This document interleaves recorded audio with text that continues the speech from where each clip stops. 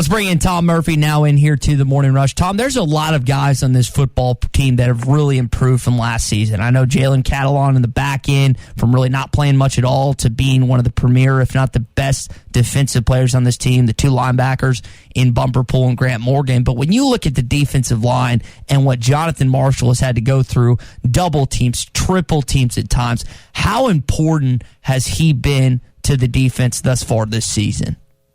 Yeah, and I think Jonathan Marshall was a good player last year, and I did see that Pro Football Focus stat that you guys were just referencing. Pet peeve alert here. I don't think SEC officiating crews, statistical crews across the board do a good enough job of crediting hurries because I think John Marshall has one hurry on the year and 22 pressures and one hurry. There's a huge discrepancy there. Yeah. When the Razorbacks played Georgia in the opener, their guys, it was just a jaw-dropping statistic, 100 and something pressures last year, which you just don't see. And it's because I think their stat crew is more tuned, and they probably give a few more than might be warranted. But I also think that stat crews across the conference don't do a great job of calculating hurries and things like that. There was a blocked field goal or something about 3 years ago. Sosa Agin blocked, and they gave it to Poole on game day, and I don't know if it ever got changed in the official statistics. So anyway, John Marshall has done a great job, and every once in a while, when he gets singled, he has those breakthrough plays where he had one against A&M, just a 3-yard loss, bam, before the running back can even get going. Mm-hmm. He's been a special player.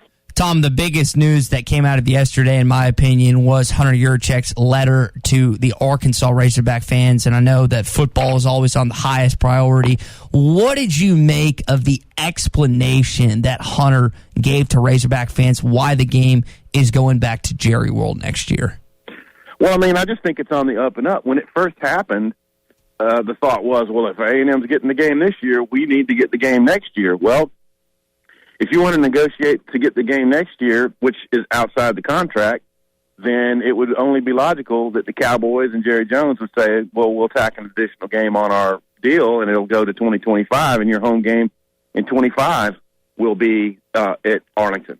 So really it's a matter of do it now or do it later. Mm-hmm. And even though in your mind you want to even things up and get a home game and maybe strike while the iron's hot, I think they're better off going down and finishing off that contract, because what they want after 24 is more flexibility. I think they've done a great job of setting up their non-conference games in the future. They've got Liberty and BYU, and series is coming up with Utah. They got Texas next year, which would have made for a really attractive home schedule. But anyway, I think it's just on the up and up that if you don't play that game in Arlington in 21, then you're going to play it in 25. So might as well finish up the contract. Yeah, you just kind of take your medicine now. And one other thing that, to me, ties into it, the arrangement with Little Rock and playing the one game there every other year, I believe, we looked this up, it does. It ends at the same time frame. So kind of the world it's a blank canvas to kind of begin painting the way you want to do it in 2025. And I don't think you want to mess with that either. I don't think it's equitable what's going to happen, but, I think you can also explain it in a COVID world. These are just some of the breaks that don't go your way.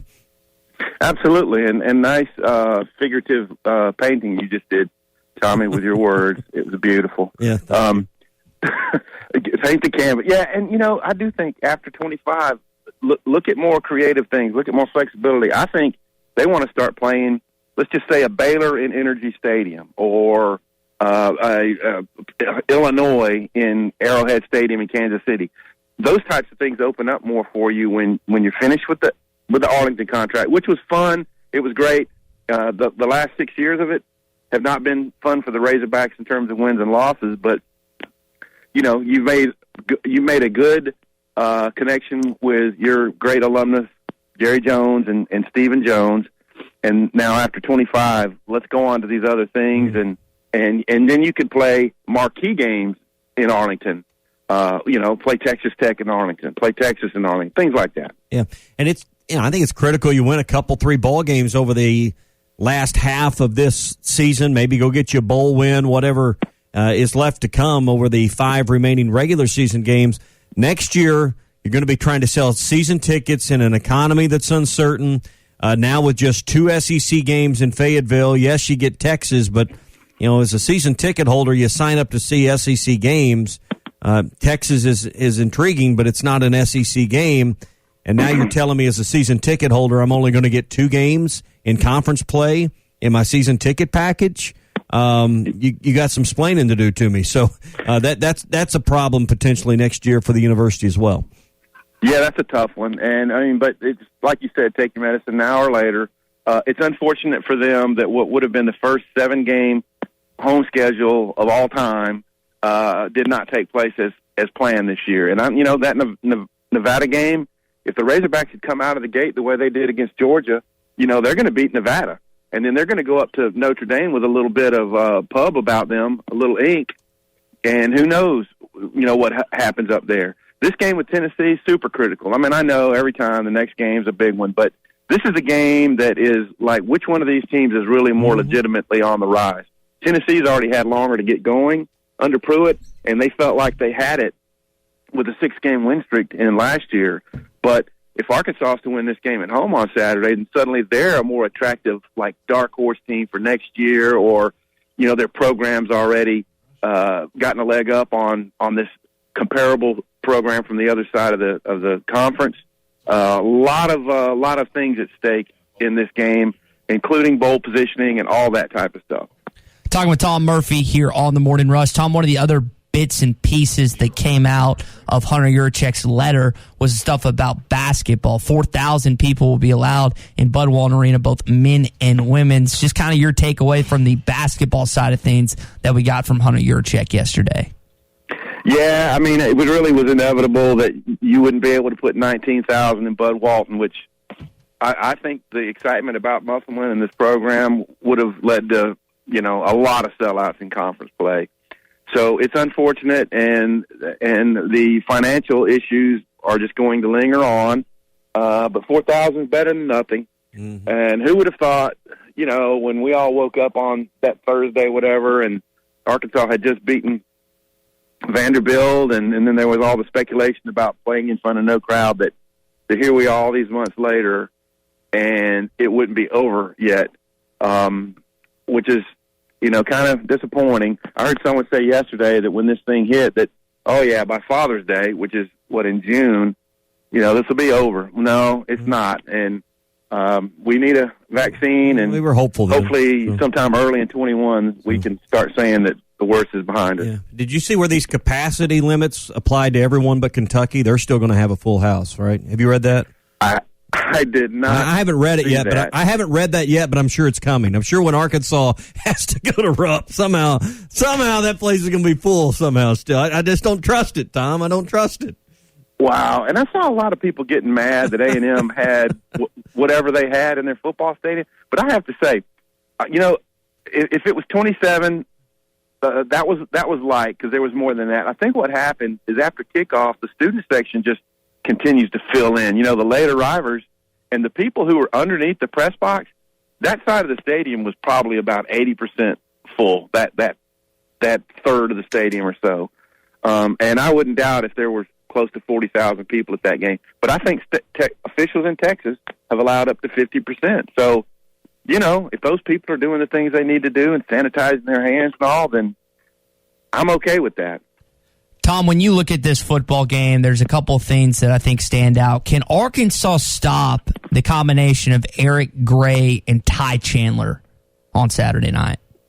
Yeah, that's the biggest question, because if they can do that, I think that's advantage Arkansas. That means Derek Garantano has got to make decisions against this Arkansas defense. This has played pretty well. The secondary had probably their worst game last week, but they were up against a veteran quarterback who's threw with accuracy, who had a great O-line. Now, this is a very good O-line, but Garantano has the kind of the specter of his turnover problems. He had 6 in 2 games, and he got that figured out against Bama. Mm-hmm. But, if things start to go bad for them, it's not long before their players think about, the bad issues they've had. So making Garantano beat you, I think, is key. So that means that O-line, Sam Pittman says, is going to try to swallow up all the D linemen, okay, that's all right. If your linebackers are coming in and making one-on-one stops with Gray and Chandler, and Jalen Catalon is coming up and doing that, then you're going to be okay. Yeah. Get them in third and mediums, third and longs, and try to win those passing downs. And I think Arkansas's got itself a path to a victory. Yeah, and let's clear up Catalon's time that he'll miss this week, because that rule has changed and it's based on quarters. That was kind of cleared up for us. So let's make sure that's clear for the audience, because he's been critical in the run-stopping game as well, coming up from the safety spot. And, he will miss the whole game, but part of the game this week. Oh, yeah, well, so that means the first quarter, right? I think that's right. So, well, I am not wholly clear on that rule. So if that's the case, what they said, that would be a blow in the first quarter. You certainly want to hold your own in that one until he comes back in. He has been so key, calling defenses. And the thing is, his film study allows him to see what's coming, diagnose things quicker, and relay that to his teammates. And they've just been a better defense with Jalen Catalano on the field. There is no doubt about that. Potentially defensive MVP. And what a find. I mean, Chad Morris had touted one of the best 5 high school players he'd ever seen. Okay, so that's going up against your Deshaun Watsons and all those guys he had scouted with Clemson. And yet last year, and I guess he had some kind of shoulder issue, but they couldn't find a way to get him in games. I mean, he was just minimized. And so he's been huge. And, as Sam Pittman said on game day, that wasn't a vicious type spearing situation. It was just that his helmet came in first, and it led to his ejection. And you just have to tackle with a little bit more clarity without having your helmet as the lead. Ty, did you read that differently yesterday? Because that's how I'd read it. But where did you read that? I did not see it, Tommy. Okay. Whatever it is, I saw it on I've Twitter, got to go back and research. Again, it was on Twitter, so maybe it was wrong. But I saw it yesterday. So, but based on quarters and not, it used to be if you were in the first half of a game, you're gone the rest of that game. You were eligible the whole game next week. If you're gone in the second half, you had to sit the first half of the following game. So, absolutely, that was the case. I do not know. I did not realize that there had been a rule change.